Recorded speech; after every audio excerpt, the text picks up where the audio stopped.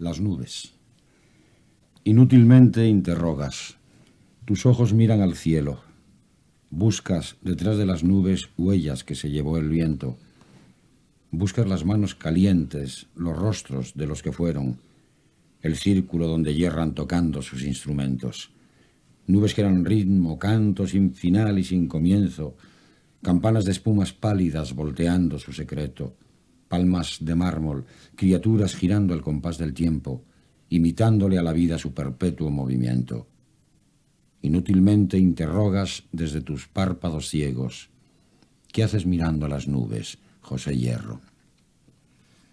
José Hierro, poeta español, al que hemos invitado a esta Ruta del Sol para que nuestros oyentes de Iberoamérica tengan una idea de la más exacta sobre el movimiento poético en estos últimos años, estas últimas décadas en la España de hoy. Y hemos escogido a José Hierro porque todos los críticos y las personas a las que hemos consultado nos dicen que José Hierro es el poeta más representativo de la posguerra. Poeta, bienvenido.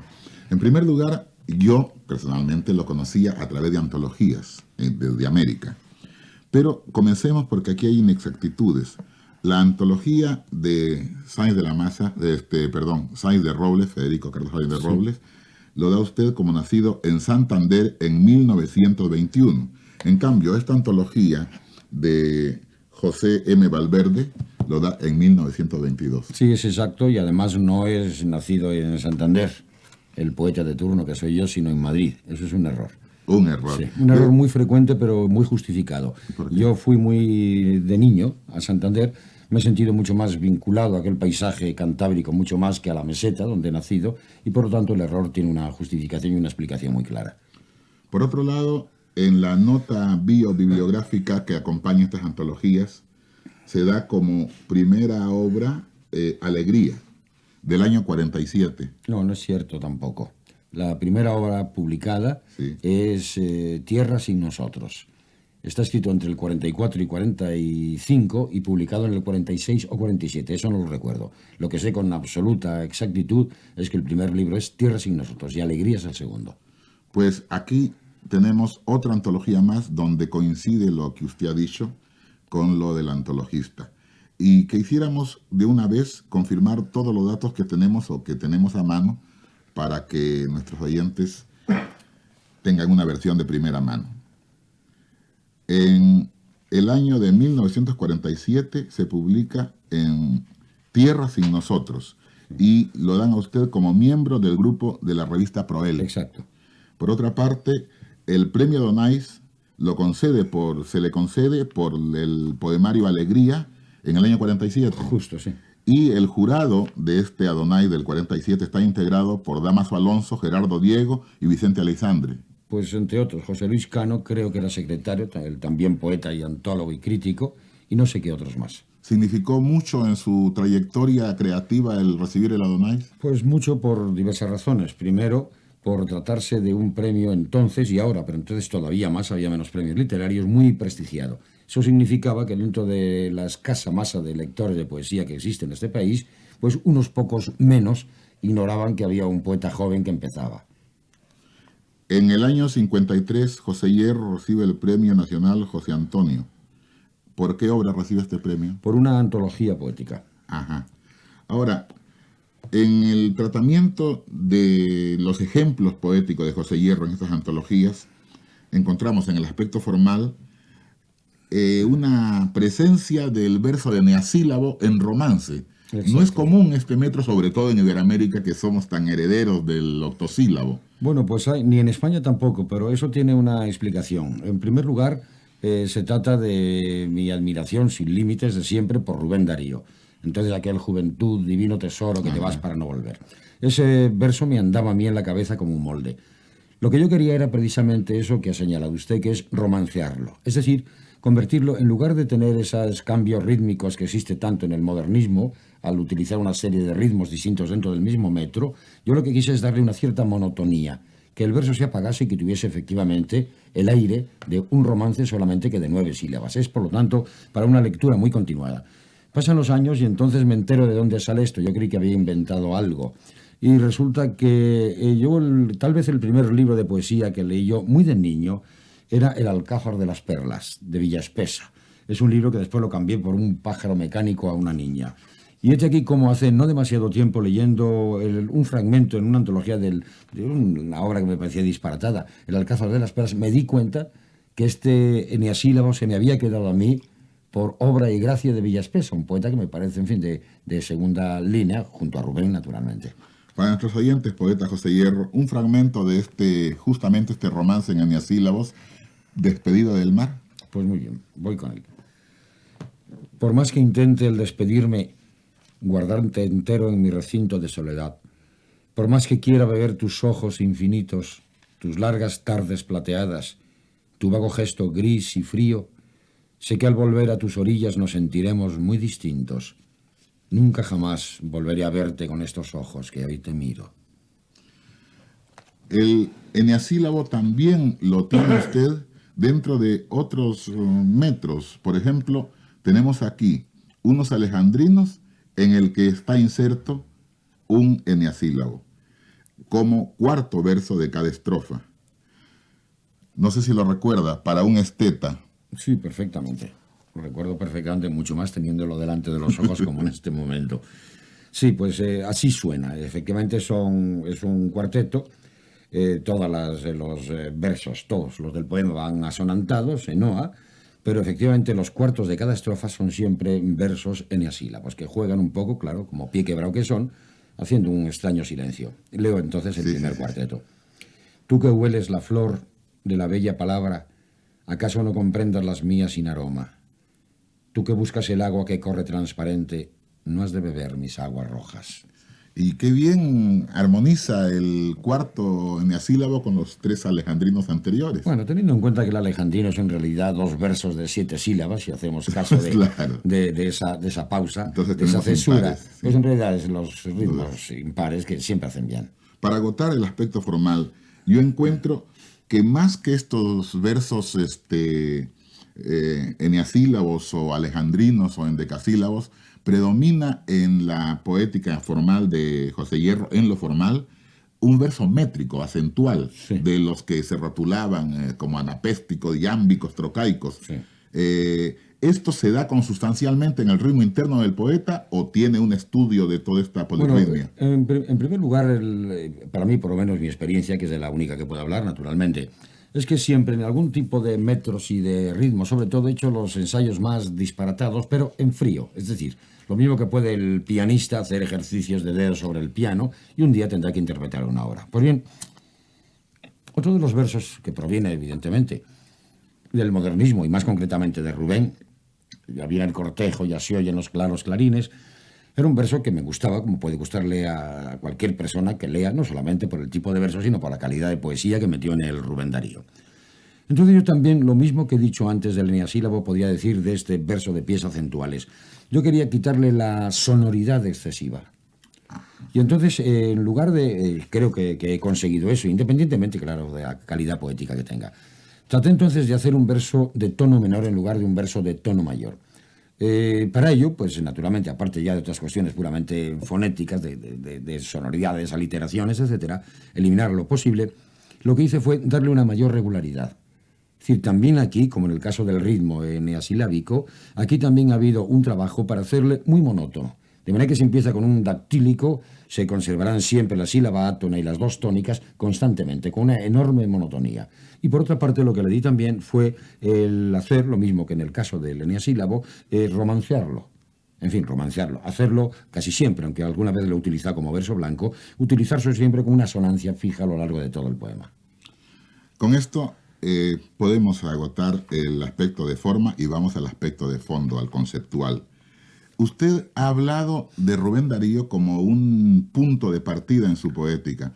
Sin embargo, la presencia de Juan Ramón Jiménez como el que parte del modernismo para el posmodernismo, se dice que es la que gravita hasta en los poetas de su generación y los actuales. Y es cierto. Háblenos un Pero poco bueno, hay que tener en cuenta, para mí siempre, yo me imagino la poesía en lengua española, me la imagino siempre como un árbol cuyo tronco es Rubén.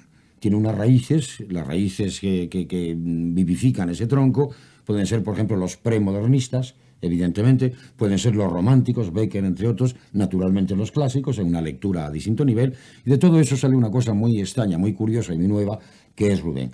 De Rubén salen, para mí también, y así me lo imagino, 3 troncos. Uno central es Juan Ramón Jiménez, y 2 laterales, Antonio Machado y Miguel de Unamuno. Inmediatamente después de Juan Ramón Jiménez tenemos la generación del 27. La generación del 27, como vemos y nos imaginamos el árbol, procede directamente del tronco grueso, el creador de toda la poesía contemporánea, Rubén. A continuación, Juan Ramón Jiménez sustenta todo eso, pero ni Machado ni Unamuno vienen a confluir. De manera que sería más bien que como un árbol, como un río de 3 brazos. Y esos 3 brazos, los de Juan Ramón Jiménez ya está en el tronco central. Los otros, Unamuno y Antonio Machado, son brazos que van a confluir en la poesía española. Uno, Antonio Machado, de la preguerra, la generación de Miguel Hernández, la generación de Luis Rosales, y Unamuno, con Machado también, en la de posguerra. De manera que yo pienso siempre en el tronco, pero naturalmente sabiendo que la savia, digamos con una cierta cursilería, que llega a través de la poesía española hasta el momento actual, ha pasado por esa línea que es Rubén, Juan Ramón. ¿Y a cuál de esas ramas se adscribe la poesía de José Hierro en algún momento o en la totalidad? Pues hay buena parte en cuanto al tono, al acento de esa que llamaba Juan Ramón Jiménez línea interior de la poesía, es decir, oponiendo el tipo de poesía como por ejemplo la de Jorge Manrique a la de Góngora, como 2 ejemplos. Pues bien, esa línea interior, en la medida que hay línea interior también en Rubén. No olvidemos que Rubén no solamente el de prosas profanas, y que incluso en prosas profanas tiene cosas como Responsa d'Orléans, y como tiene después los nocturnos, y naturalmente los cisnes, esos poemas asombrosos que vendrán después en Cantos de Vida y Esperanza. De manera que ese Rubén interior, con Jorge Manrique, con Lope de Vega, pasado todo ello a través de Juan Ramón Jiménez, creo que son algunas de las líneas a lo que le podemos añadir también esa beta, puesto que interior es, de Antonio Machado. Vamos a entregar a nuestros oyentes de Ruta del Sol. ¿Usted tenía algo, poeta? Yo he subido una antología porque como no habíamos proyectado absolutamente nada, no sabía si era solo hablar o era leer también. Sí, entonces una antología general, no mía, que tengo yo aquí, pues es la que he subido, sí. Y yo tenía aquí esta antología de Sáenz de Robles, donde hay un soneto que quisiera dar de lectura, si usted lo permite. Se titula Alegría. Vamos a ver, si lo recuerdo. ¿Lo recuerda? Sí. Llegué por el dolor a la alegría. Supe por el dolor que el alma existe. Por el dolor, allá en mi reino triste, un misterioso sol amanecía. Era alegría la mañana fría y el viento loco y cálido que embiste. Alma que verdes primaveras viste, maravillosamente se rompía. Así la siento más. Al cielo apunto y me responde cuando le pregunto con dolor tras dolor para mi herida. Y mientras se ilumina mi cabeza, ruego por el que he sido en la tristeza a las divinidades de la vida. Este soneto es el soneto inicial de un libro titulado así, Alegría. Y es el que le concede el premio Donais. Exacto. Lo pensaba, por eso lo Porque cada una de las partes de este libro es un libro muy estructurado, aunque no lo parezca, cada una de las partes viene precedida de un soneto. Luego el libro está escrito en los metros más diferentes, utilizando a veces el eneasílabo, bastantes veces el verso de pie métrico. Y los 4 apartados tienen una razón, que es lo que da sentido al libro. Aunque cada uno de los poemas no lo explicite, la conclusión que puede sacarse es, primero, una parte, esa necesidad de la alegría, que es algo consustancial al ser humano, afán pagano de alegría. 2, preguntarse sobre qué es alegría. Entonces, alegría, la respuesta que dan los poemas, implícitamente, no explícitamente, es alegría, es tener conciencia de que se vive. Tercera parte, ¿y cuándo se tiene conciencia de que se vive con más intensidad? No en el gozo, porque normalmente nos entregamos al delirio de la alegría, al gozo, comunicamos con las cosas, sino en el dolor, en la reflexión. Luego, cuarta parte, la conclusión que se llega, sofística y absurda, es que a mayor dolor, mayor intensidad de vida y, por lo tanto, mayor alegría. Eso es, en síntesis, la línea del libro. Yo no le encuentro contradicción ni absurdidad a esta conclusión, porque esto supone que cuanto mayor capacidad se tenga para el dolor, se tendrá mayor capacidad para la alegría también. Eso es cierto, pero no deja de ser un concepto ya judeocristiano que no compartiría un pagano, evidentemente. Poeta José Hierro, aquí y en casi toda su obra poética, en lo poco que ha llegado a mis manos, encuentro un filosofar.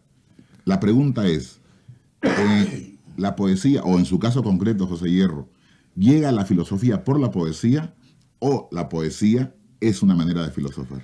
No, filosofar es vivir, reflexionar, un poco no, con un afán puramente teórico y buscando unas verdades que sean válidas para los demás, sino buscar el sentido. Es decir, vivir, creo que vivir con una cierta intensidad, sea o no alegría, sea o no ser dolor, es un poco como ser actor y espectador de uno mismo. Es decir, lo más hermoso que puede haber, el ideal para mí humano, sería un tipo con la belleza de Alcibiades, con la capacidad de vuelo de un pájaro y su trino, y con la inteligencia de un sabio. Es decir, ver uno mismo cómo está viviendo y decir, qué encanto soy esa especie de pájaro que estoy viendo vivir. Soy un pájaro que sé que es un pájaro. Usted tiene 14 años cuando comienza la guerra civil, Sí. y 17 cuando termina. Su primer libro del año 47 lo ubica en los 25 años. Es un libro escrito, perdón, comenzado a escribir en el año 44. Pero sí. a lo que voy es Sí. que es una obra netamente de la etapa más crucial que es la posguerra. Sí. ¿Cómo le afecta a usted y a su generación la posguerra? Pues como a toda gente de mi edad es un momento fundamental. Es decir, la guerra supone muchas cosas, independientemente ya de aquella tragedia que en sí supone la guerra misma, de lo que supone la posguerra.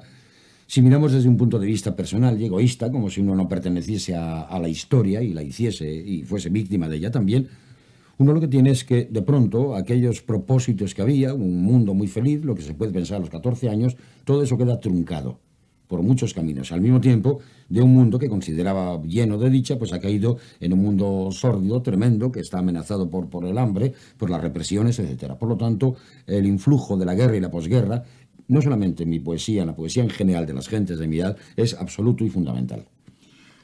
La generación del 36 es la última de las generaciones que son clásicas para toda la literatura universal, arrancando de la del 98, pasando por la del 27 y llegando a la del 36. Pero se habla poco de las generaciones de posguerra. ¿A cuál pertenece usted o usted no se adscribe a ninguna generación? No, absolutamente, y vamos, para algunos que han matizado más, a la primera generación de posguerra.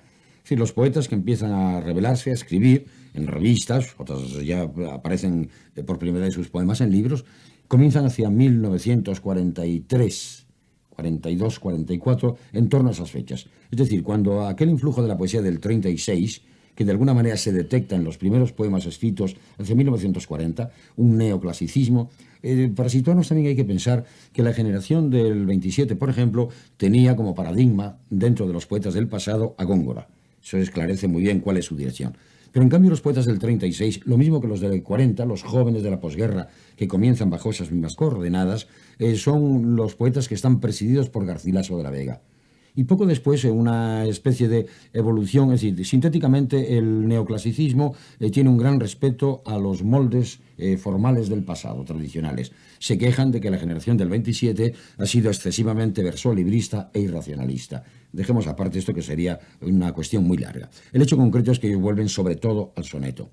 Inmediatamente después se empieza a producir una pequeña reacción. Por ejemplo, José Luis Hidalgo, por ejemplo, Rafael Morales, Vicente Gaos, conservan aún la métrica muy estricta del neoclasicismo, pero en lugar de ser unos sonetos muy superficiales, muy bien peinados, pero absolutamente vacíos, meten en ellos ya más vivencias, otra pasión. Es decir, aquel verso empieza de pronto a ponerse incandescente.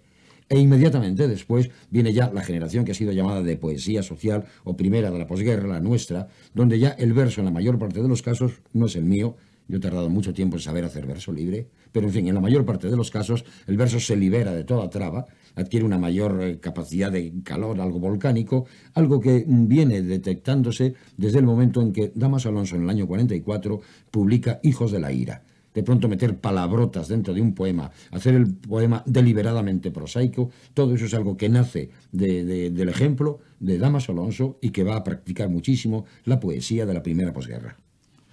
El soneto que usted ha citado en repetidas oportunidades, incluso como apertura de cada capítulo de Alegrías, es considerado para muchos poetas de América como una prueba de fuego. Incluso así como en el toreo, si no se echa la muleta a la izquierda, la faena no merece oreja, hay gente críticos que creen que si un poeta no hace un soneto, le falta algo. ¿Qué opina usted? A mí me parece una tontería absoluta. me parece una tontería. Es decir, lo que sí ocurre es que la práctica del soneto, lo mismo que decía yo antes, los ejercicios de digitación, son convenientes, pero no es necesario que uno escriba un soneto si no tiene necesidad de ello. Ahora bien, eso es un poco como para el pintor, que puede ser un día un pintor abstracto. El hecho de que tenga una gran academia, que haga un dibujo de estatua y cosas igualmente aburridas, aunque no las practique, viene bien. Es decir, que un soneto no justifica la poesía de verso libre de un poeta, sino sencillamente está de alguna manera en ese verso libre implícito todo el estudio de ritmo que ha tenido que efectuar antes. De manera que cuando algún señor, por ejemplo, ve un cuadro de Picasso y ve esos cuadros distorsionados, terribles, Guernica, por ejemplo, y perdona la vida a Picasso sencillamente porque fue capaz de hacer dibujos a la manera clásica o hacer su época rosa o época azul, todo eso me parece una superficialidad. Todo lo que hay de época rosa y época azul y época cubista está implícito ya en el Guernica. ¿Qué responsabilidad supone para usted el encontrar un panorama inédito en la posguerra, tanto de la civil como de la Segunda Guerra Mundial? ¿Y usted era consciente de esa responsabilidad o esto ha venido al decantarse los años? No, a mí me parece que todo poeta pues extrae su materia prima de dentro de sí. Pero ¿cómo se forma lo que hay dentro de uno? Pues por contagio con lo externo. De manera que un poeta puede estar tal vez reflexionando, siendo un poeta muy lírico, muy de introspección, puede estar reflexionando sobre su vida, pero sin saberlo está hablando de la vida de los demás. Entonces es un poco como el que se está haciendo un autorretrato delante de un espejo con una cámara fotográfica. Quiere retratar su rostro, pero aunque no lo quiera, la máquina es más lista que él y saca también el fondo. El poeta, por lo tanto, está dando siempre, lo pretenda o no, su fondo histórico. ¿Y qué movimientos, qué actividades hay a partir ya de generaciones posteriores a la suya? Me refiero ya a años 50, años 60 y actualidad. Lo que ocurre es que la poesía social, la de la primera posguerra, la que puede quedar representada en el prosaísmo, por ejemplo, de un Celaya, que pretende hacer una poesía, dice él, que sea un instrumento para transformar el mundo. La poesía entonces se carga de verdades muy importantes, de consideraciones sobre el destino humano, pero muchas veces la poesía desaparece. Hay quien piensa que hay esa posibilidad de separar el fondo de la forma y todos sabemos que no. Es decir, que todo poema nace ya con su fondo y su forma, se quiera o no, no hay más que una posibilidad. Pues bien, entonces la poesía pretende, en buena parte de sus practicantes, lo que pretende es decir cosas muy importantes, que esa poesía una vez transformado el mundo, como quería Celaya, pues se tire como un envase de plástico. Todo eso conduce al prosaísmo, conduce además por una renuncia a los elementos de carácter irracionalista, imaginativo de la poesía del 27, hace que la poesía se empobrezca, sea una poesía un poco tosca, un poco aburrida. Entonces lo que ocurre es que hay, en torno al año 54 empieza a venir ya una nueva oleada, no digamos una nueva generación, si generación es eso que ocurre cada 15 años, etcétera. Eliminemos esto ahora. Viene una nueva promoción, oleada de poetas que están todavía dentro del realismo que ha caracterizado a los poetas de la posguerra, de la primera posguerra, pero ya ponen más cuidado en la expresión. Si vuelven a devolver otra vez al lenguaje lo que tiene que tener dentro de la poesía, es la capacidad no solamente de informar, sino al mismo tiempo de persuadir por medio del ritmo, por medio de todos los artificios de la expresión. Sale una poesía, la de Claudio Rodríguez, Francisco Brines, poesía de carácter muy reflexivo, casi siempre, muy hermosa, si no ha caído en los prosaísmos que tantas veces ha caído la de mi generación. E inmediatamente después lo que surge ya es una reacción contra ese realismo. Un realismo muy naturalista, podríamos decir, de la primera posguerra, poesía social. Segundo, un realismo ya mucho más depurado, mucho más esencializado de esta segunda oleada. Entonces lo que uno y otros tienen en común es el hecho de que es el destino del hombre, es el hombre, es una poesía de tono humanístico, es lo que tienen uno y otro en común, aunque haya estas otras diferencias formales. Pero inmediatamente después va a venir ya una nueva oleada alrededor del año 64, que es la oleada de los poetas que han sido llamados un poco irónicamente, luego ha quedado lo mismo que pasó con cubismo y fauvismo, que se hicieron ya nombres de unos movimientos, aunque inicialmente fue la ironía lo que los provocó. Esta gente, los venecianos, son poetas que huyen ya de la realidad. De manera que lo que vuelven es otra vez a una poesía a veces muy tocada de superrealismo. En todo caso es una poesía suntuosa, una poesía riquísima de palabra, una poesía que va en muchos casos a reivindicar, por ejemplo, ciertos excesos formales del modernismo. Va a ser una poesía donde esa Venecia, pero una Venecia no la de los Dux, sino la Venecia, por ejemplo, del siglo XVIII, una Venecia ya en pura decadencia, una Venecia más del 18 y 19, con Wagner, por ejemplo, algunos de los grandes que ya iban a la ciudad muerta. Todo eso, poesía suntuosa, poesía donde los elementos estéticos son importantes, eso es fundamentalmente lo último que ha ocurrido. Finalmente, poeta José Hierro, usted abrió esta charla que hace una exposición del panorama de la poesía española durante el último medio siglo, citando a un poeta de América, Rubén Darío. Después de Darío, ¿ha habido algún otro poeta de Hispanoamérica que haya gravitado en alguna forma sobre la poesía española? Muchos. Esto es decir, algunos. Fundamentalmente, Huidobro. La poesía española y la lengua española en general no se entendería sin la existencia de Rubén. No se entendería sin la existencia de Vicente Huidobro. Ha influido más Huidobro, yo no sé si es mejor o peor, ni me importa ahora, mucho más que Neruda, por ejemplo. Pero el influjo de Neruda es evidente. La diferencia es que Neruda, por ejemplo, lo que ha hecho ha sido suscitar una serie de imitadores, no de discípulos. Rubén tuvo discípulos, es decir, ahí está Antonio Machado, ahí está Juan Ramón Jiménez, discípulos que no se parecen al maestro. Ha habido después un poeta como Vicente Huidobro que cambia totalmente, cuando piensa que la poesía hay que hacerla como la naturaleza hace un árbol, que en el poema tienen y deben ocurrir cosas que no puedan ocurrir en la vida real, que el centro del poema es siempre la imagen, etcétera, todo aquello que constituye la poética tan rica y sobre todo su ejemplo. Cuando él viene aquí en el año 18, el horizonte se transforma. A través de Borges, por ejemplo, también se va a transformar en América. Borges está aquí y es el que lleva el creacionismo o ultraísmo, lo lleva a la Argentina. De manera que son dos influjos fundamentales. Luego, poetas que han influido, pero en el caso de Neruda, digo, tal vez para dar imitadores. Y luego, un cuarto poeta, podría añadirse a ello, que ha dejado un extraño influjo, no imitadores, de unos grandes poetas, que es Vallejo, César Vallejo. Independientemente ya de esos cuatro, hay otros muchos poetas leídos, pero el influjo de estos cuatro es fundamental.